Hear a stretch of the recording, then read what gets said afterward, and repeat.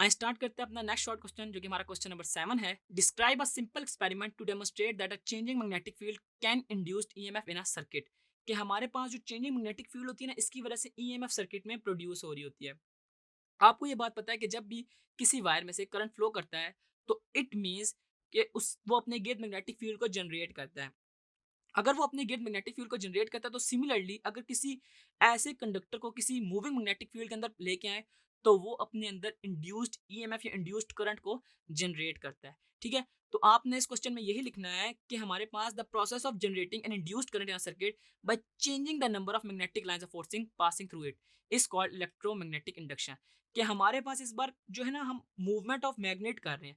Movement of magnet की वजह से होता है क्या है कि हमारे पास चेंजिंग मैग्नेटिक फील्ड की वजह से हमारे पास करंट इंड्यूस होता है। लाइक आप देख सकते हैं कि अगर मैं एक परमानेंट मैग्नेट को कॉइल के नज़दीक लेके जाऊँ और उस कॉइल के साथ मैं गैल्वेनोमीटर को कनेक्ट करूँ, तो आप देखें जो ही हमारे पास कॉइल नज़दीक आया तो गैल्वेनोमीटर ने फुल स्केल डिफ्लेक्शन शो की, व्हिच मीन्स कि हमारे पास इस कॉइल के अंदर कुछ ना कुछ करंट इंड्यूस्ड हुआ है।